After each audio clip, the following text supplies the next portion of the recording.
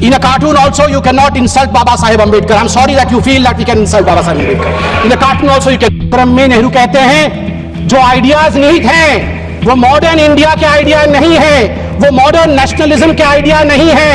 इसलिए मैं चिंता में हूं कि मुझे वंदे मातरम को रखना है या नहीं रखना है। आप सोच कर देखिए, देश के पहले प्रधानमंत्री जिसके विषय में अभी माननीय प्रियंका जी ने भी बहुत कुछ बताया कि once and for all Nehru ji के ऊपर चर्चा हो जाए।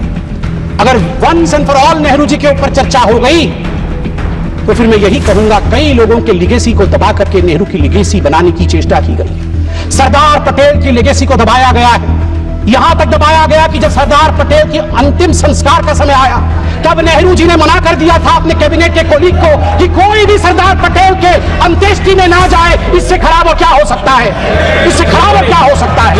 केवल सरदार पटेल नहीं, बंगाल सुने आज और ओडिशा भी सुने, क्योंकि सुभाष चंद्र बोस ओडिशा के भी बेटे हैं और बंगाल के भी बेटे हैं। सुभाष चंद्र बोस के लेगेसी को कांग्रेस पार्टी और नेहरू ने दबाया।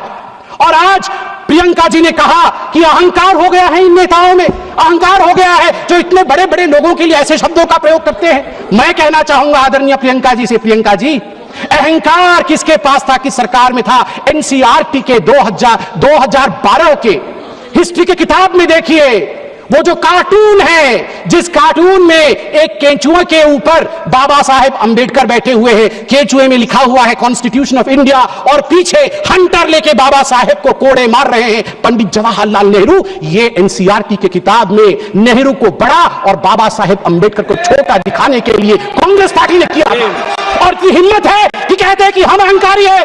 बाबा साहेब अंबेडकर को जो कोड़े मारने के कार्टून को एनसीईआरटी की किताब में छाप सकता है, मैं उनसे पूछता हूं कि आप अहंकारी हैं या हम अहंकारी हैं?